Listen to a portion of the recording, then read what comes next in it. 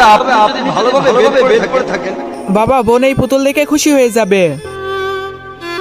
পুতুল পুতুল, এটা তো আমার পুতুল। এই এই দে দে, আমার পুতুলটা আমাকে দে।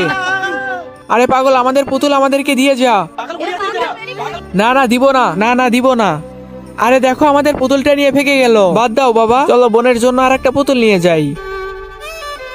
পাউডার লাগালাম, তাহলে শরীরে ঠান্ডা লাগবে। পুতুল পুতুল, এই পুতুলটা আমাকে দে। এই পাগল দাঁড়া দাঁড়া, আরে এই পুতুলটা আমার, এটা আমার পুতুল, তোমাকে দিব না। আরে দেখি পাগল, তুই পুতুলটা নিয়ে কোথায় যাস? আমি তোর পিছু পিছুই আসতাছি। এটা আমার পুতুল, তোমাকে দিব না। মা দেখো, তোমার জন্য আমি পুতুল নিয়ে এসেছি। এই নাও, পুতুল নিয়ে তুমি খেলো, পুতুল নিয়ে তুমি খেলো। পাগল, তুই আমার মেয়ের পুতুল নিয়ে তোর মেয়েকে দিচ্ছিস? আরে আমার জামাইকে মারতাছো কেন? ও কি করেছে? ও আমার মেয়ের পুতুল ছিনতাই করেছে। মারবো না তো কি করব? এই তুমি কি বলতেছো? আমার মেয়ে তো মারা গেছে 2 বছর আগে। 50 লাখ টাকার মিটিং আজকেই ঠিক করো। বাবা আজকে আমাকে একটা পুতুল কিনে দিবে? না, আজকে আমি তোমায় কিনে দিতে পারবো না। আরে মেয়ে তোমাকে 1 সপ্তাহ ধরা বলতেছে। কিসের তোমার এত কাম? একটা পুতুল কিনে দিলেই তো পারো। ঠিক আছে আজকে কিনে দিব। ঠিক আছে আমি যাচ্ছি।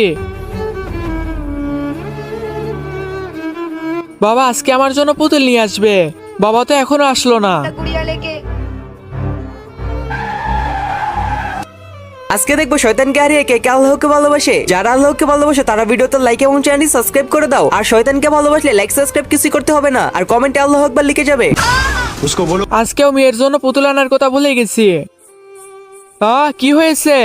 তুমি আজকে বলছিলে না পুতুল নিয়ে আসবে? মেয়েটা বারবার তোমাকে দেখার জন্য বাইরে যাচ্ছিল, হঠাৎ করে মেয়ের অ্যাক্সিডেন্ট হয়ে যায়।